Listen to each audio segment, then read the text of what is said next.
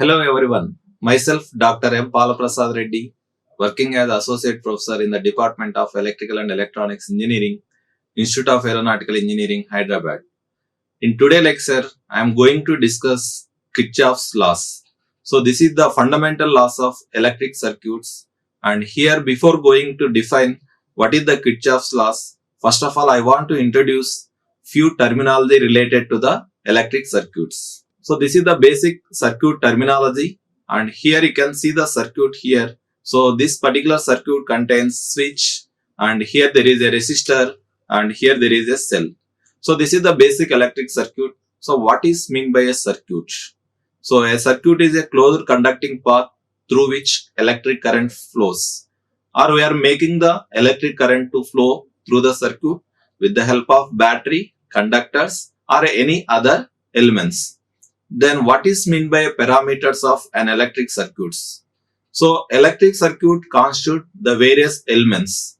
So like resistors, capacitors, inductors are a part of electric circuits. So all these particular elements we can call it as the parameters of electric circuits. Then linear circuit. So what is meant by a linear circuit? So a linear circuit here. So generally, if you are taking the any circuit, if you are applying the voltage or if you are operating the circuit, so if you are looking at the circuit elements, so as the time goes, there won't be any change in the characteristics or properties of that particular elements in a linear circuit. In simple manner, we can say that, so in a linear circuit, the parameters are not going to change with the voltage or current as the time goes. So in a nonlinear circuit, the parameters are changing with the voltage and current. So if you start applying the voltage and if you are making a current to flow through the circuit, there may be changes takes place in the circuit parameters. So this is the simple way how we can define the linear circuit. So where there won't be any changes in the parameters with respect to the voltage and current applied. So but in a nonlinear circuit, as you start applying the voltage and current, you can observe that there may be changes in the circuit parameters. And bilateral network. So in the last lecture also, we have defined what is the bilateral circuits. So bilateral means the circuit which contains the bilateral elements. So what are the bilateral elements? Suppose if you are taking the resistor, so in either direction, the current will flow through the resistor. So you can start from left to right or right to left. There won't be any issue.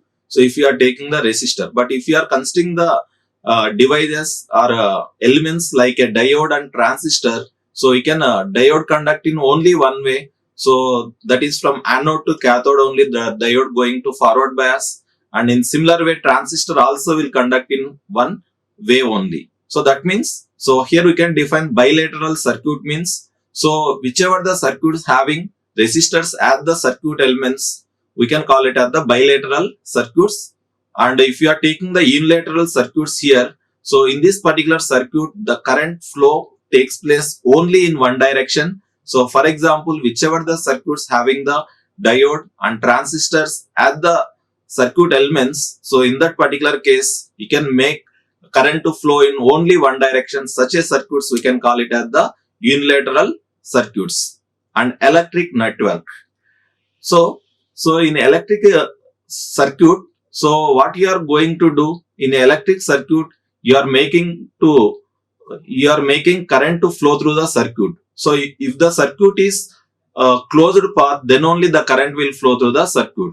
But if you are considering the electric network, so it is a combination of various electric elements. So it may consisting of the source, it may consisting of the parameters like whatever the resistor, capacitor and inductors. But it is the electric network may or may not be the closed path. So all the electric circuits are electric networks, but all the electric networks we cannot call it as the electric circuits. So circuits means obviously it will be a closed path. The electrical network no need to be a closed path.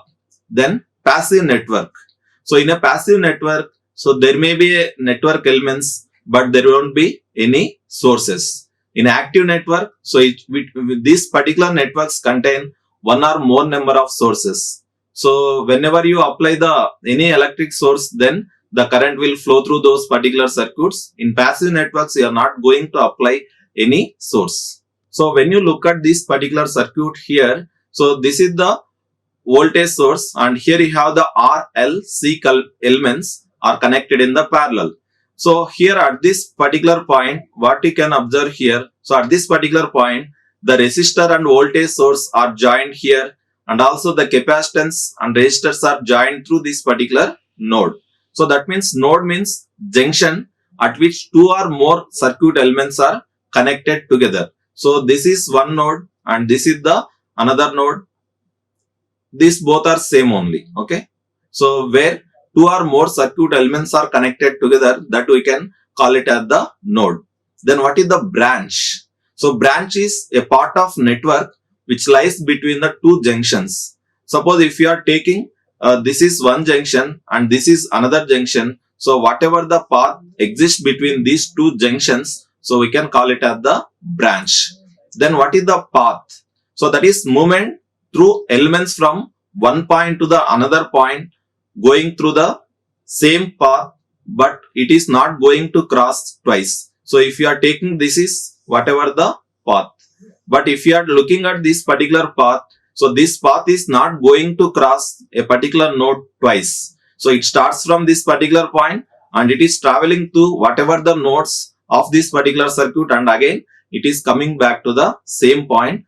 So that is like it is traveling from this point to anywhere. So that is called path. So it is going from one node to the another node, or whichever the conductors are connected between the two nodes, that we can call it as the path.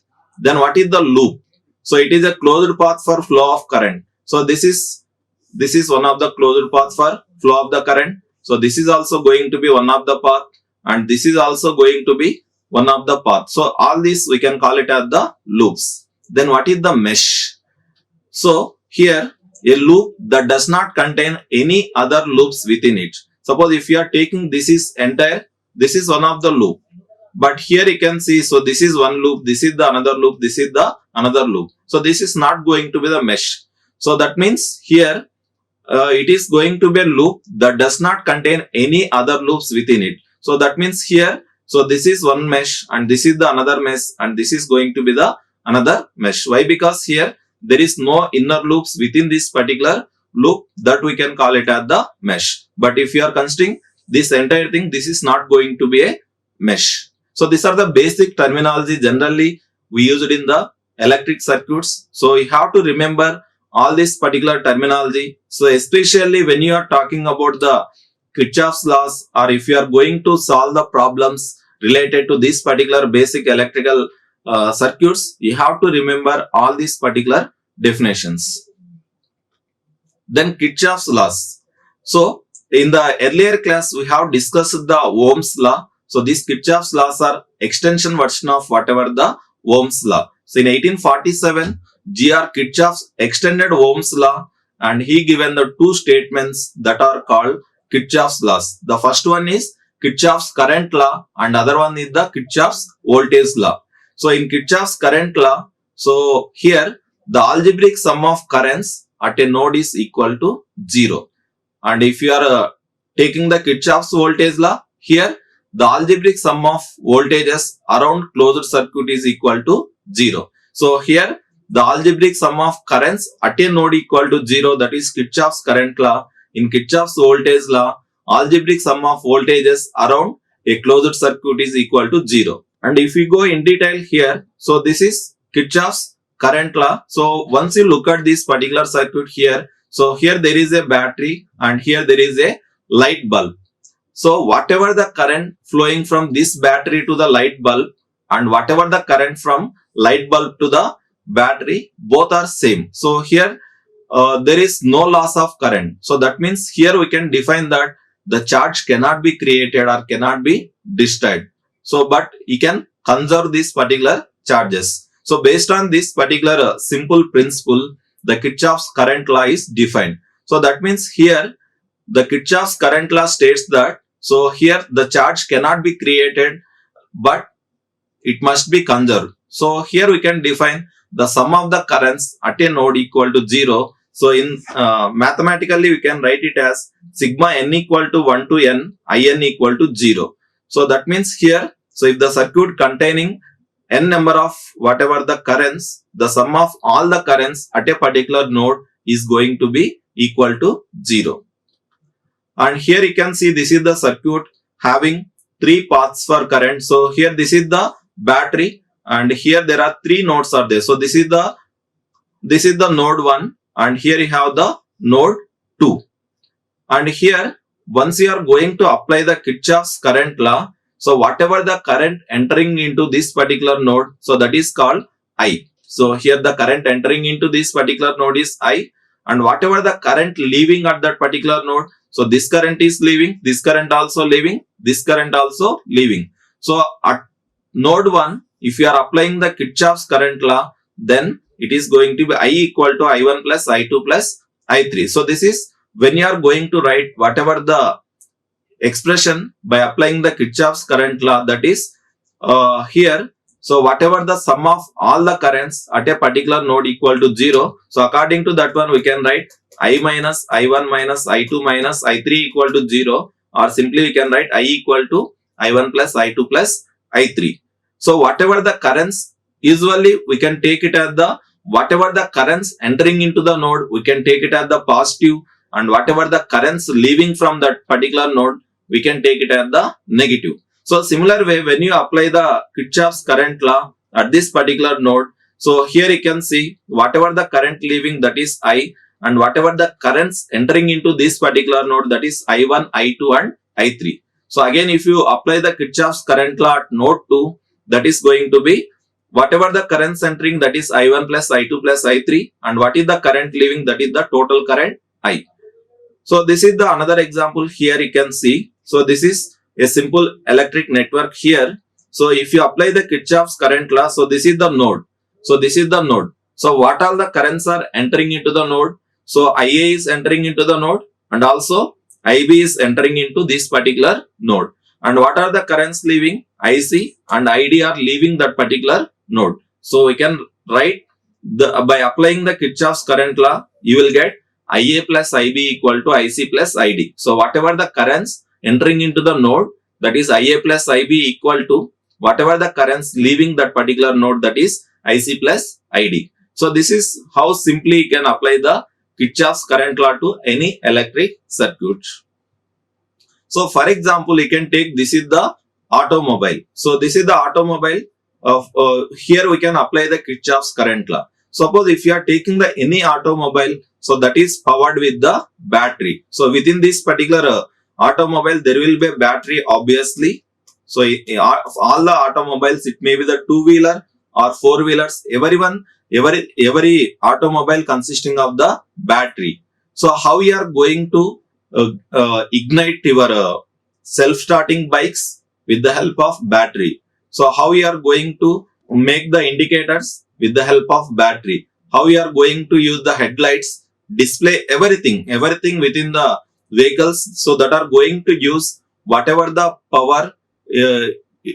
power from battery. And if you are going to take a simple example of whatever the automobile, suppose if it is consisting of the various things like headlights and tail lights, starter motor, fan, power locks and dashboard panel, and if you are going to apply the Kirchhoff's current law over here, so that means here how you are getting the current means with the help of the battery. So whatever the current coming out of the battery, that I am designating it as the I battery. So this particular current, that is I battery current, is supplying to all the loads. What are the loads here? First one is the headlights, tail lights and starting of the motor, fans, locks and dashboard. So for all those particular things, the current is supplied from the battery. Now if you are applying the Kirchhoff's current law, so whatever the current entering into this particular node, that is I battery. So that is, and other side you have the current leaving at this particular node, that is current going to headlights, tail and up to the dash lights. So once you are applying the Kirchhoff's current law, so you will get I battery minus I head minus I tail minus I start minus I fan minus I locks minus I dash equal to 0. So this is how we can apply this Kirchhoff's current law to the practical automobile. And in the other side, we have the Kirchhoff's voltage law. So this is also referred as Kirchhoff's second law. So based on this particular Kirchhoff's voltage law, we can define in the two ways. The first one is the algebraic sum of all the voltages around a closed circuit is equal to 0. Otherwise, we can define it as the sum of all the voltage drops in a closed circuit is equal to the voltage source. So once you look at this particular circuit diagram here, so what is the voltage source here? That is the ET. Then what is the voltage drops? That is the E1, E2, E3. So the voltage drop across resistors. So how we can find out the voltage drop across the resistor means by applying the Ohm's law, you can find out what is the E1. So E1 equal to the current flowing through the resistor into whatever the value of resistance. So in that way, so according to this particular definition, so what is this particular definition? The algebraic sum of all the voltages around a closed circuit is equal to 0. So that means ET minus E1 minus E2 minus E3 equal to 0. Or otherwise, so whatever the sum of all the voltage drops, that is E1 plus E2 plus E3, that is equal to the voltage source ET. So this is how we can apply the Kirchhoff's voltage law for a simple circuit. And this is the practical example of whatever the Kirchhoff's voltage law. Suppose if you are taking any race cars, so those are provided with the electric power which are going to run an electric motor. So if you want to run the electric car, so there will be electric motor. So for that one, you have to provide the charge from the batteries. So for that particular purpose, so there will be a large number of batteries are connected in the series. So such a connection is shown here. So here there are total 31 batteries, each of 12 volts are connected in the series. So these all the 12 batteries are supplying whatever the voltage to this particular whatever the drive. So here if you are going to apply the Kirchhoff's voltage law, so here whatever the sum of all the voltage sources, so that is going to be sigma n equal to 1 to 31 V battery minus V drive equal to 0. So all these particular batteries, whatever the voltage available from all these particular batteries are going to supply whatever the power to this particular electric drive. So this is how practically you can apply the Kirchhoff's voltage law.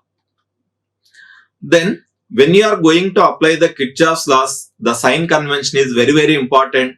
So there is a thumb rule for sign convention. If you are going to apply the Kirchhoff's current laws, so you always take the positive sign for whatever the currents entering into the node, and you always take the negative sign for whatever the currents leaving from that particular node. So that is when you are applying the Kirchhoff's current law.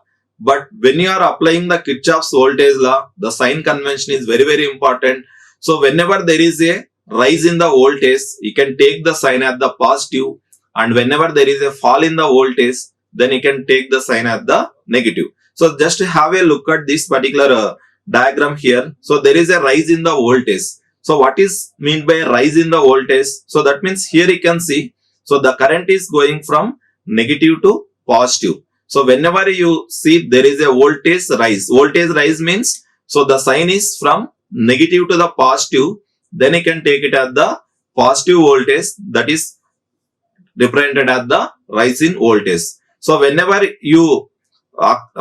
you come across this voltage source like that from positive to negative, so then that is going to be the voltage drop or voltage fall, that you can take it as the negative sign. So here the voltage source connected in such a way that there is a voltage rise, that is from negative to positive, and here it is from positive to negative. So here you have to take the positive sign, and here you have to take the negative sign.